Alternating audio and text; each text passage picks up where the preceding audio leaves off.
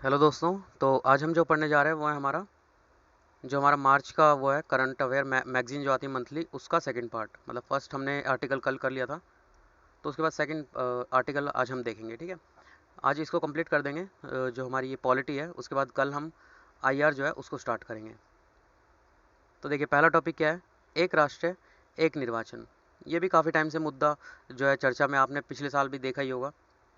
मतलब इसके अंतर्गत ये है कि जो अलग अलग जैसे चुनाव होते हैं, हर आप देखेंगे हर साल में 2 या 3 चुनाव हो जाते हैं। जैसे इस साल में भी 5 जगह पे चुनाव हो चुके हैं। मणिपुर, ये पंजाब और गोवा, 4-5 मतलब स्टेट में चुनाव हो चुके हैं। तो काफ़ी ज़्यादा उसका जो है एक्सपेंडिचर अब नेक्स्ट ईयर फिर किसी स्टेट में होगा। उसके अलावा लोकसभा के अलग चुनाव होते हैं। तो इसमें ये कहा जा रहा है कि अगर एक राष्ट्र है तो उसमें एक ही चुनाव हो, ताकि उसमें जो हमारा एक तो पैसा है उसके सेव होगा। ठीक है, उसके अलावा मैन पावर जो होती है वो भी सेव हो कहीं ना कहीं पे। तो इसके लिए जो है, जो ECI election commission of India है, उसने प्रधानमंत्री के एक राष्ट्र एक चुनाव की के आह्वान की तर्ज पर एक साथ चुनाव कराने के लिए तैयार है, ऐसा जो है ईसी ने कहा। ठीक है, इसके बारे में देख लेते हैं ये है क्या, एक एक चुनाव एक राष्ट्र। तो एक राष्ट्र एक चुनाव का अर्थ है संवैधानिक संस्थाओं के तीनों स्तरों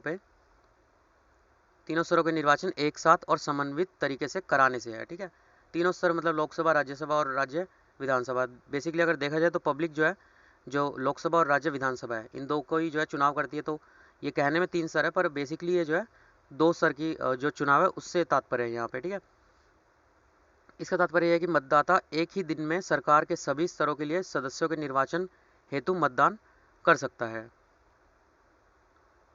अगर हम हिस्ट्री में देखें तो संविधान को अपनाने के बाद लोकसभा और सभी राज्य विधानसभा इसके चुनाव वर्ष 1951 से लेकर 67 तक इसमें एक साथ कराए गए हैं। ठीक है, वर्ष 1968 और 69 में कुछ राज्य विधानसभा जो है भंग हो गई थी। ठीक है, उसके बाद वर्ष 1970 में लोकसभा को भंग कर दिया गया। तब से एक साथ चुनाव के आयोजन नहीं हो पाए, मतलब सबके अलग अलग हुए हैं। ठीक है, हालांकि संविधान के अनुसार जो तीसरे स्तर के संस्था है उसके निर्वाचन राज्य के अधिकार क्षेत्र में आते हैं। मतलब जो विधानसभा है वो किसके उसमें आती है, तो राज्य के अधिकार क्षेत्र में आती है वो। इसके अलावा तीसरे स्तर के निर्वाचन राज्य निर्वाचन आयोग द्वारा निर्देशित और नियंत्रित होते हैं, और देश में उनकी संख्या काफ़ी अधिक है। ठीक है, जैसे कि आपको पता ही है, काफ़ी सारी विधानसभाएं हैं, तो उनकी संख्या काफ़ी अधिक है। मतलब लोकसभा तो चलिए एक है, पर राज्य विधानसभा की संख्या काफ़ी अधिक है। इस प्रकार तीसरे स्तर के निर्वाचन कार्यक्रम को लोकसभा और राज्य विधानसभा निर्वाचन के साथ समन्वित और संरेखित करना अव्यावहारिक होगा। ठीक है, मतलब इसको ही मेन हमारा जो वो है, जो कंसर्न है वो इसी को जो है रेगुलेट करना है। ठीक है, जिससे हमारा जो हर साल पैसा और मैन फोर्स वेस्ट होता है उसको हम रेगुलेट कर सकें। उसके बाद भारतीय निर्वाचन प्रक्रिया में एक राष्ट्र एक चुनाव शब्द को लोकसभा और राज्य विधानसभाओं के निर्वाचन एक साथ कराने के रूप में परिभाषित किया गया है। ठीक है, उसके बाद देखिए, ऐसे परिदृश्य में एक मतदाता आमतौर पर एक ही दिन में और एक ही समय में लोकसभा और राज्य विधानसभा के सदस्यों के निर्वाचन के लिए मतदान कर सकेगा। मतलब एक ही दिन में जो है ऐसा कर सकते हैं। इसका अर्थ यह नहीं है कि पूरे देश में लोकसभा और मतलब एक ही दिन में हो। इसको चरणबद्ध तरीके से कर सकते हैं। चरणबद्ध मतलब जैसे यहाँ पे आगे दे रखा होगा, तो जैसे जैसे मान लीजिए 5 साल के अंतर्गत पहले साल में लोकसभा के हो जाए, और उसके बाद जो 2.5 साल है उसके बाद हम राज्य विधानसभा के करा सकते हैं। ठीक है, इस टाइप से मतलब एक फिक्स टाइम हो जाए कि इसमें हमारे चुनाव होते ही होते हैं। तो एक राष्ट्र एक निर्वाचन की आवश्यकता क्यों है? वर्ष भर रहने वाला चुनावी माहौल। ऐसा माना जाता है कि जो भारतीय राजनीति है वो हमेशा चुनावी रंग में रंगी रहती है। लोकसभा के सामान्य 5 वर्ष के कार्यकाल के भीतर कुछ वर्षों को छोड़कर देश में प्रति वर्ष औसत 5 से 7 राज्य विधानसभाओं के निर्वाचन होते हैं। ठीक है, जैसा कि आप देखते भी होंगे। अगर इसकी ऐतिहासिक वो देखें तो 1983 में भारत के निर्वाचन आयोग की प्रथम वार्षिक रिपोर्ट में यह विचार प्रस्तुत किया गया था, 83 में, कि एक साथ चुनाव कराए जाए।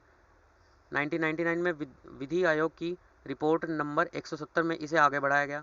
2015 में संसदीय स्थायी समिति की 79वीं रिपोर्ट, इसमें भी इसको जो है समर्थन दिया गया। 2017 में नीति आयोग ने एक वर्किंग पेपर तैयार किया था। इसका शीर्षक एक साथ चुनाव का विश्लेषण, क्या, क्यों और कैसे, ये था। ठीक है, मतलब चर्चा हुई है पर अभी तक ये जो है इम्प्लीमेंट नहीं हुआ है। उसके अलावा देखिए, जो इसके पक्ष में जो तर्क है, मतलब ऐसा क्यों है जरूरी करना, तो नीति और शासन शून्यता। जब भी आपने देखा होगा, जब निर्वाचन होता है तो राजनेताओं की व्यस्तता के कारण निर्णय निर्धारण कार्यों के बजाय निरंतर चुनाव अभियानों में व्यस्त रहते हैं। जो वहाँ के वो होते हैं, नेता होते हैं, वो चुनाव में ही व्यस्त रहते हैं।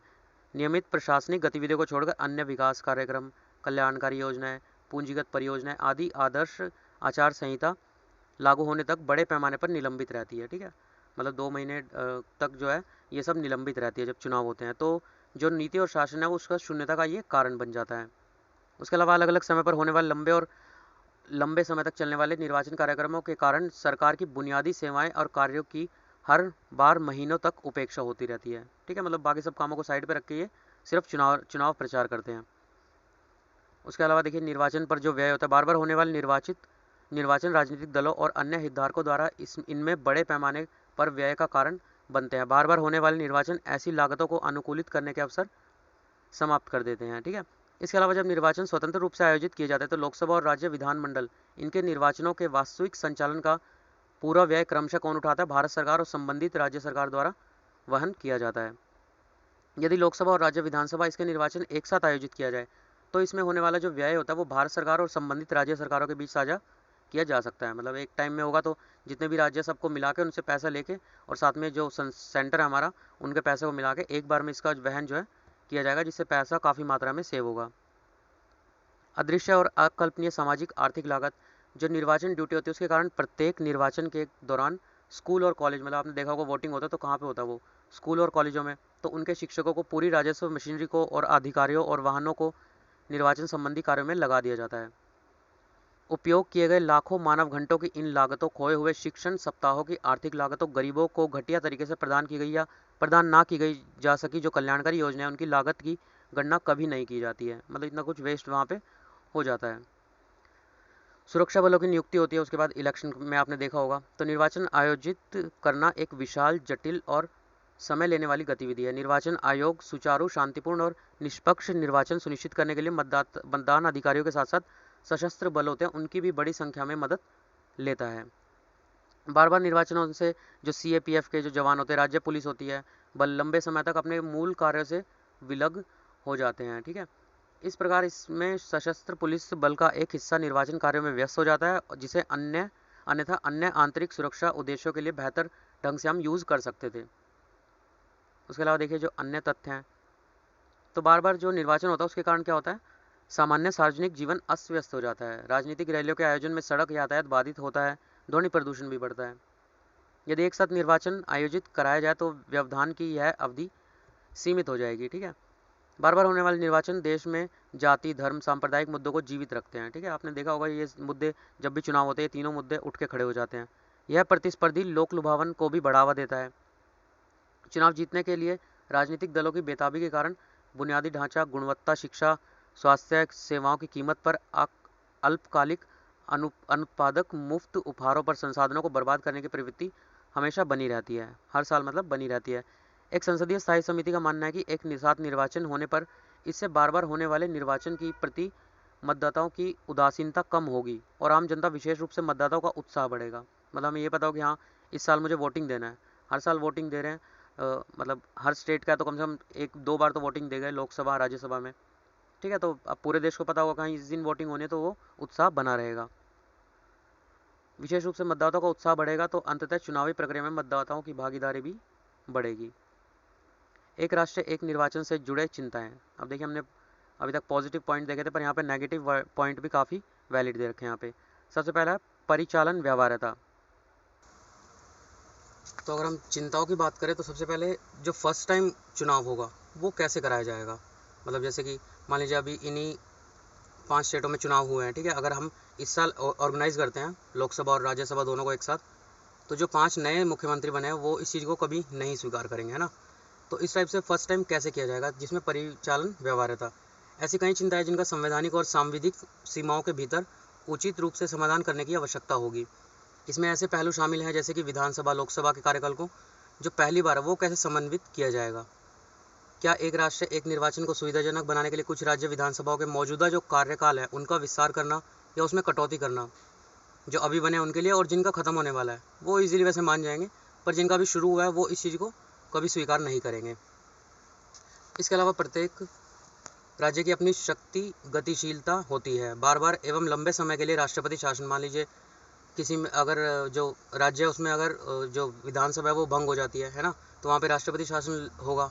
और अगर अभी इसका कार्यकाल शुरू हुआ है तो फिर पूरे 5 साल तक हमें उसको राष्ट्रपति शासन का सहारा लिए बिना केंद्र के समान कार्यकाल वाली विधानसभाओं के कार्यकाल को बनाए रखना मुश्किल हो जाएगा इतने टाइम के लिए, ठीक है। चूँकि संवैधानिक प्रावधान किसी राज्य विधानसभा या लोकसभा का कार्यकाल निर्धारित नहीं करते हैं, इसलिए निर्वाचन प्रणाली बार बार बाधित होगी। मतलब ये इसकी प्रॉब्लम्स हैं। पहले हमने पॉजिटिव देखे, अब नेगेटिव पॉइंट देख रहे हैं। वेस्टमिंस्टर लोकतंत्र और संघवाद के साथ असंगत। किसी भी राज्य के निर्वाचन कैलेंडर को केंद्र के निर्वाचन कैलेंडर से के समकालिक बनाना राज्य को वेस्टमिंस्टर लोकसभा के आवश्यक तत्वों में से एक से वंचित करना है, जो कि क्या है, जिसके अनुसार एक सरकार खुद को भंग करने का विकल्प चुन सकती है, या यदि सरकार अपना बहुमत खो देती है तो वह गिर जाती है, ठीक है। मतदाताओं के व्यवहार पर इसका प्रभाव पड़ेगा। तो यह भी संभव है कि एक निर्वाचन होने की स्थिति में मतदाता राज्य विधानसभा और लोकसभा के लिए मतदान विकल्पों के बीच अंतर ना कर पाएँ। इससे मतलब जो बड़े बड़े राजनीतिक दल हैं उनको लाभ पहुँचेगा। मतलब जैसे कि अगर मैं दिल्ली की बात करूँ तो यहाँ पे अगर वोटिंग देने जाते हैं तो कई लोग ऐसे जो दिल्ली के लिए आप पार्टी को चुन लेते हैं पर केंद्र के लिए वहीं पे बीजेपी को चुन लेते हैं ना, तो इससे उन पे भी इसका नेगेटिव इफेक्ट पड़ेगा। वो दोनों जगह एक ही को चुन सकते हैं, बड़े पार्टी को इसका लाभ हो सकता है। राष्ट्रीय मुद्दे राज्य विधानसभा निर्वाचन में मतदान के लिए मतदाताओं के व्यवहार को प्रभावित कर सकते हैं। राष्ट्रीय मुद्दे जो बड़े बड़े मुद्दे होते हैं उनसे बड़ी पार्टियां जो है वो हाईलाइटेड रहती है हमेशा। राज्य विशिष्ट मुद्दे लोकसभा निर्वाचन में मतदान के लिए मतदाताओं के व्यवहार को भी प्रभावित कर सकते हैं। क्षेत्रीय दलों को इससे नुकसान होगा, जो छोटे छोटे दल हैं, तो इससे जो है क्षेत्रीय दलों का भी काफ़ी नुकसान होता है, ठीक है। इससे क्षेत्रीय दलों को नुकसान हो सकता है क्योंकि ऐसा माना जाता है कि मतदाताओं द्वारा प्रभावी रूप से एक तरफा मतदान करने की संभावना होती है। मतलब आप जब वोट देने जाएंगे तो ये संभावना होगी कि दोनों में आप एक ही को वोट देंगे, ठीक है, राज्य विधानसभा या फिर लोकसभा, जिससे केंद्र की प्रमुख पार्टी को लाभ होगा। इस प्रकार केंद्र में राजनीतिक दल की प्रभावी स्थिति राज्य स्तर पर उसे लाभ प्रदान कर सकती है, ठीक है। एक राष्ट्र एक निर्वाचन बड़े राजनीतिक दलों को सबसे अनुकूल स्थिति प्रदान करेगा, जिससे उन्हें बड़े पैमाने की किफ़ायत का लाभ प्राप्त होगा और क्षेत्रीय दलों को तुलनात्मक रूप से नुकसान होगा। छोटे दलों को मतलब अन्य प्रत्येक 5 वर्ष में एक से अधिक बार मतदाताओं को के सामने आना राजनेताओं की जवाबदेही बढ़ाता है और उन्हें अपने कार्य के प्रति गंभीर भी रखता है, ठीक है। आगे की राह अगर हम देखें तो 2 चरणों में निर्वाचन आयोजित करना। संसदीय स्थायी समिति जो है उसने सुझाव दिया कि 2 चरणों में एक साथ निर्वाचन कराने पर विचार किया जाए, ठीक है। जैसे कि ये दे रखा है कि पहले साल पे फिर 2.5 साल पे 30 महीने बाद तो लोकसभा निर्वाचन के साथ संपन्न कराने का सुझाव दिया, जबकि चरण 1 में लोकसभा और चरण 2 में क्या हो, जो राज्य विधानसभा है उसको कंप्लीट कराया जाए। इस प्रकार लोकसभा और सभी राज्य विधानसभाओं के संपूर्ण निर्वाचन चक्रों के समन्वयित होने के बाद देश में प्रति 2.5 वर्ष पे या फिर 30 महीने में निर्वाचन कराने की परिकल्पना की गई। समय से पहले विघटन से बचना, तो इसमें निम्नलिखित की सिफारिश की गई। लोकसभा के मामले में मतलब कोई भी जब अविश्वास पत्र आता है तो उसके साथ हम एक विश्वास प्रस्ताव भी शामिल होने चाहिए, मतलब जिसमें नेगेटिव हो तो साथ में उसके पॉजिटिव जो उसने कार्य किए उनको भी दिया जाए, ठीक है। जो उस प्रस्ताव में भावी प्रधानमंत्री के रूप में नामित व्यक्ति की अध्यक्षता वाली सरकार के पक्ष में हो, ठीक है, पॉजिटिव हो। उपयुक्त व्यवस्था के बावजूद यदि ऐसी स्थिति बनती है जहां लोकसभा के विघटन को टाला नहीं जा सकता तो निम्नलिखित विकल्प पर विचार किया जा सकता है। क्या विकल्प दे सकते हैं अगर उसका विघटन होना ही है तो? यदि लोकसभा का शेष कार्यकाल बहुत लंबा नहीं है तो राष्ट्रपति द्वारा उसके द्वारा नियुक्त मंत्रिपरिषद की सहायता और सलाह से तब तक देश का प्रशासन चलाने का प्रावधान किया जा सकता है। मतलब राष्ट्रपति वहाँ का प्रशासन चलाए जब तक कि निर्धारित समय पर अगले सदन का गठन नहीं हो जाता। यदि अगर वो लंबा है कार्यकाल तो नए निर्वाचन कराए जा सकते हैं। ऐसे मामले में सदन का कार्यकाल बाकी के मूल कार्यकाल के समान ही होगा, मतलब एक नया निर्वाचन होगा और सदन का नॉर्मल जो कार्य है वो चलता रहेगा। विधानसभा के मामले में अगर हम बात करें तो अविश्वास प्रस्ताव की स्थिति में इस प्रस्ताव के साथ ही वैकल्पिक सरकार के गठन के लिए एक विश्वास प्रस्ताव, वही पॉजिटिव में, उसको भी प्रस्तुत करना अनिवार्य होना चाहिए। यह सामान्य तौर पर विधानसभा के समय से पहले विघटन के मामले को समाप्त कर देगा, ठीक है। यदि किसी अपरिहार्य कारण से किसी भी मौजूद विधानसभा को समय से पहले भंग करना पड़ता है तो कार्यकाल की समाप्ति की अवधि तक राज्यपाल द्वारा अपने द्वारा नियुक्त मंत्रिपरिषद की सहायता और सलाह से राज्य के प्रशासन को चलाने अथवा राष्ट्रपति शासन लगाने के लिए प्रावधान उसमें होना चाहिए। उसके अलावा उप निर्वाचनों की अनुसूची, तो इसके अंतर्गत जो संसदीय स्थायी समिति है उसने सिफारिश की कि 1 वर्ष के दौरान खाली होने वाली सभी सीटों के उप निर्वाचक एक पूर्व निर्धारित समय अवधि के दौरान एक साथ कराए जा सकते हैं। विधि आयोग की अगर सिफारिश देखें तो इसमें जो है भारतीय विधि आयोग ने सुझाव दिया कि ऐसी विधानसभाओं के निर्वाचन जिनका कार्यकाल लोकसभा के साधारण निर्वाचन के 6 महीने बाद समाप्त होने वाला है, एक साथ इनको कराया जा सकता है। मतलब समाप्त जिसका होने वाला विधानसभा का उसको लोकसभा के साथ करा सकते हैं। हालांकि ऐसे निर्वाचन के परिणाम विधानसभा के कार्यकाल के अंत में घोषित किए जा सकते हैं। उसके बाद देखिए आपराधिक प्रक्रिया अधिनियम 2022, जो कि 1920 वाले को रिप्लेस करके अभी लाया गया। ठीक है, तो इसकी आवश्यकता क्यों है?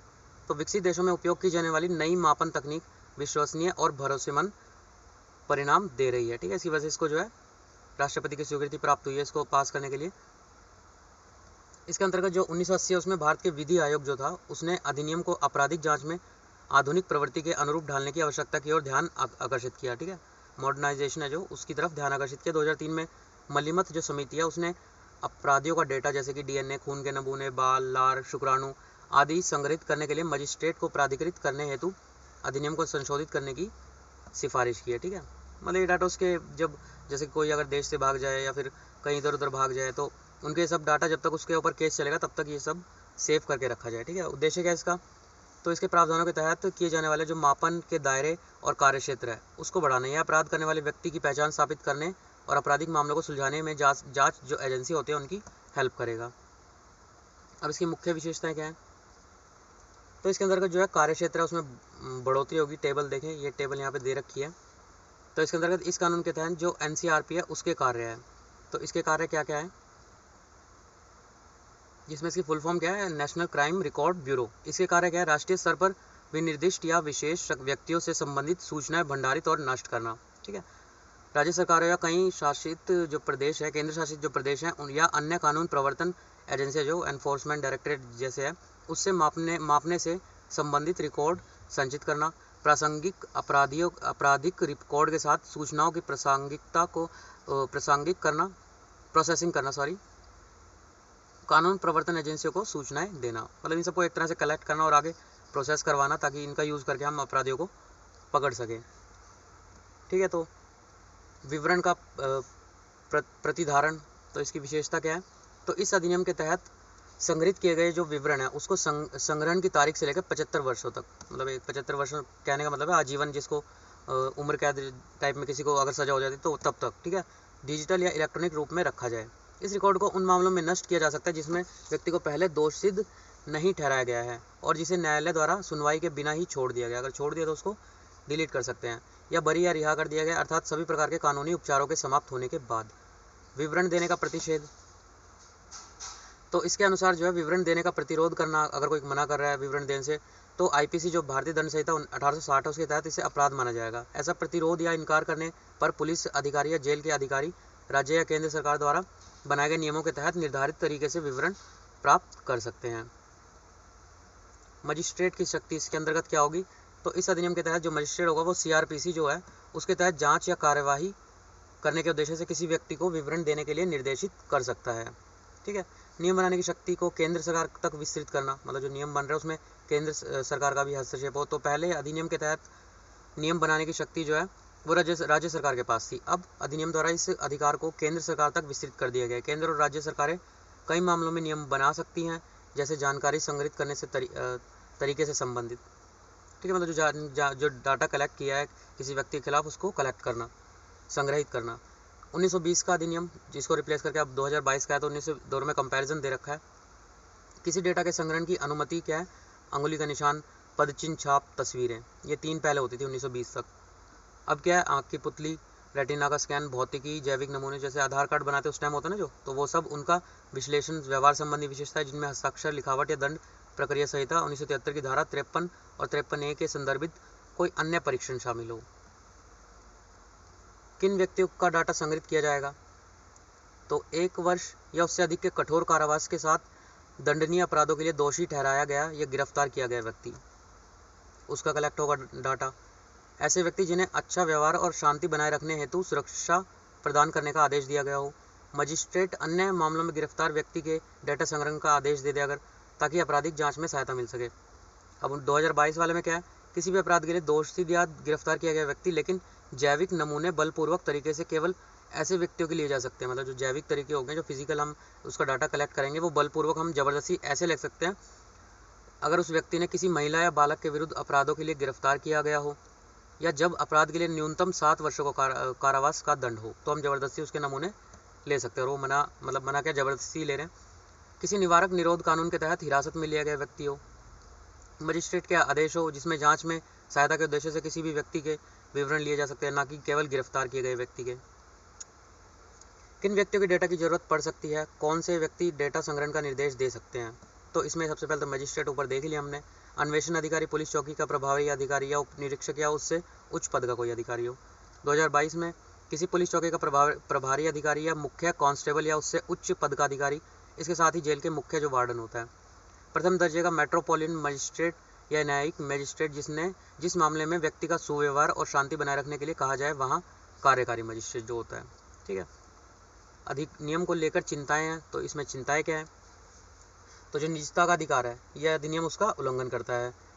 ठीक है, तो इस जानकारी के व्यक्ति के निजी डेटा का हिस्सा होता है, इसलिए निजता के अधिकार के तहत संरक्षित किया जाता है। इस अधिनियम के कई प्रावधान जो है उच्चतम न्यायालय द्वारा निर्धारित अनिवार्यता और अनुपातिकता के मानकों के रूप में नहीं है, जो कि टेबल में दे रखे हैं। कौन से वे प्रावधान जो पुट्टास्वामी वाद में सुप्रीम कोर्ट द्वारा निर्धारित मानकों के अनुरूप नहीं हो सकते हैं। सबसे पहले संबंधित सूचना को केंद्रीय डेटाबेस में भंडारित करना, जिसे व्यापक पैमाने पर एक्सेस किया जा सकता है और ना कि केवल केस फाइल के लिए। मतलब अगर हम सेंट्रल लेवल पर उसे स्टोर करते हैं तो उसको कोई भी एक्सेस कर सकता है, सिर्फ वो केस के लिए यूज़ नहीं होता। ठीक है, डाटा एकत्र करने के कम रैंक वाले अधिकारी को अनुमति देकर सुरक्षा को कमजोर किया गया है। ठीक है, डेटा को 75 वर्षों तक भंडारित किया जाता है, वास्तव में एक तरह से आजीवन ही होता है ये। ठीक है, उसके बाद विधि आयोग ने अवलोकन से भिन्न कैसे, तो इसमें जो है अधिनियम किसी अपराध के लिए दोषित या गिरफ्तार किए गए व्यक्ति को शामिल करते हुए उन व्यक्तियों के समूह का विस्तार करता है जिनका डेटा संग्रहित किया जाता है। इनमें बहुत तीव्र गति से लापरवाही पूर्वक वाहन चलाने के आरोप में गिरफ्तार किया गया व्यक्ति भी शामिल है। ठीक है, जिसके लिए अधिकतम 6 मास के कारावास के दंड का प्रावधान है। ठीक है, किसी ने अगर तेज स्पीड से गाड़ी चलाई तो उसमें 6 महीने का वो होता है प्रावधान, उसका भी यहाँ पे नमूना ले सकते हैं। यह अधिनियम मजिस्ट्रेट की शक्ति का भी विस्तार करता है। यहाँ पे मजिस्ट्रेट अगर बोलेगा तभी उसका जो है नमूना ले सकते हैं, जिसके तहत जांच में सहायता के लिए मजिस्ट्रेट किसी भी व्यक्ति के डेटा संग्रहित करने का आदेश दे सकता है। इससे पहले केवल उन्हीं व्यक्तियों के डेटा संग्रहित किया जा सकता था जिन्हें गिरफ्तार किया गया हो। ठीक है, यह विधि आयोग के अवलोकन 1980 से भिन्न है। इसके अवलोकन के अनुसार 1920 का अधिनियम जो था इस सिद्धांत पर आधारित है कि अपराध जितना कम गंभीर हो, दंडात्मक उपाय करने की शक्ति उतनी ही अधिक प्रतिबंधित होनी चाहिए। ठीक है, मतलब अगर किसी ने छोटा मोटा अपराध किया है तो उतनी उसकी जो उसको दंड करने की वो शक्ति है वो प्रतिबंध होना चाहिए उस पर। ठीक है, ये नहीं कि छोटे से अपराध पे बहुत बड़ा उसे दंड दे दिया गया हो। अन्य समस्या क्या है इसमें, तो यह संविधान के अनुच्छेद 20 का 3 है उसका भी उल्लंघन करता है, जो कि एक मौलिक अधिकार है। ठीक है, जो किसी व्यक्ति को स्वयं के विरुद्ध साक्ष्य नहीं बनने का अधिकार देता है। जबरन मतलब अगर हम किसी का नमूना ले रहे हैं, किसी को साक्ष्य बना रहे हैं, तो वो यहाँ पे मौलिक अधिकार का उल्लंघन होगा। विभिन्न प्रकार के निजी विवरणों जिनकी विश्वसनीयता और उपयोगिता आपराधिक जांच के संदर्भ से अलग अलग है, उसको शामिल करने वाली मापन की परिभाषा स्पष्ट रूप से मनमानी है। विवरण एकत्र करने वाले व्यक्ति के लिए क्षमता निर्माण, प्रशिक्षण आयोजन करने की आवश्यकता के बारे में चिंता है, क्योंकि विवरण के संग्रहण के लिए कोई भी मानकीकृत मानदंड निर्धारित नहीं है। मतलब उससे कुछ भी हम जो उसकी पर्सनल इन्फॉर्मेशन है किसी के बारे में भी तो वो ले सकते हैं। ठीक है, क्योंकि इसका कोई भी मानदंड निर्धारण नहीं है। प्रस्तावित विवरणों, विशेष रूप से जैविक नमूनों, उसके विश्लेषण का रिकॉर्ड वाले डाटाबेस, उसके गुणवत्ता प्रबंधन को सुनिश्चित करने के लिए एनसीआरबी के पास पर्याप्त साधन भी नहीं है। मतलब अभी नया तो नहीं है, तो पुरानी पर इसमें मॉडिफिकेशन हुआ है पुराने में भी, तो ये हमारे पास इतना मतलब वो नहीं है कि पर्याप्त साधन हो जिनको हम सेव कर पाएँ। संग्रहित किए गए डाटा के उपयोग पर कोई सीमा नहीं है और विश्लेषण शब्द को परिभाषित नहीं किया गया है। संग्रहण और मापन के प्रयोग के लेकर स्पष्टता के अभाव के कारण इसके दुरुपयोग की संभावना बढ़ जाती है। निष्कर्ष क्या है इसका, तो मौलिक अधिकार को सीमित करने वाले कानून अपनी सीमा, विस्तार और अनुमति दी गई हस्तक्षेप की प्रकृति के संदर्भ में पर्याप्त रूप से स्पष्ट सटीक होना चाहिए। साथ ही अधिकारियों द्वारा शक्ति के दुरुपयोग करने के लिए पर्याप्त सुरक्षा होनी चाहिए। ठीक है, मतलब ये इसमें इंपॉर्टेंट है कि वो इसका मिसयूज़ ना करें, जो पुलिस वाले जिनके पास मतलब ये पावर आएगी वो इसका मिसयूज़ ना कर पाएँ। अगला टॉपिक है national commission for scheduled tribes. ठीक है, जो एसटी होते हैं उनके लिए। ठीक है, तो ये जो NCST है ये पिछले 4 वर्षों से निष्क्रिय पड़ा हुआ है। समिति ने यह भी कहा कि NCST ने इस दौरान संसद में एक भी रिपोर्ट प्रस्तुत नहीं की है। NCST के बारे में देख लेते हैं, तो ये अनुच्छेद 338 में संशोधन करके और 89वें संविधान संशोधन अधिनियम 2003 के माध्यम से संविधान में एक नया अनुच्छेद, कौन सा, 338 का A NCST, इसको जोड़ा गया। ठीक है, इस संशोधन के द्वारा पूर्ववर्ती राष्ट्रीय अनुसूचित जाति और अनुसूचित जनजाति आयोग को 2 अलग अलग आयोगों, जिनका नाम क्या था, NCSC और NCST, इसके द्वारा 19 फरवरी 2004 में प्रतिस्थापित किया गया। ठीक है, अब इसकी आवश्यकता क्यों है, तो यहाँ पे मतलब मेनली STs पे फोकस किया गया है। जितने भी हमारे जो अनुच्छेद हैं या जितने भी जिस भी अनुच्छेद में या किसी भी संशोधन में ST की बात हुई है तो वो सब इसमें इंक्लूड होगा। तो निम्न साक्षरता दर अगर हम देखें तो 2011 की जनगणना हुई थी, उसमें ST की साक्षरता दर 59% थी, जबकि अगर टोटल इंडिया की देखें तो वो साक्षरता दर 73% थी।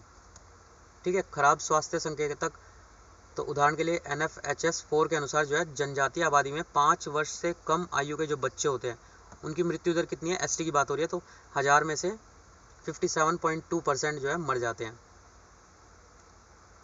और शिशु मृत्यु दर, यहाँ पे 5 साल से कम बच्चों की बात हो रही थी, और उसके बाद शिशु मृत्यु दर 1000 में से जीवित जन्म पर 44.4 थी, जबकि अन्य आबादी की अगर देखें तो ये 32.156 इतनी थी। ठीक है, इनकी मतलब काफ़ी ज़्यादा मृत्यु दर है।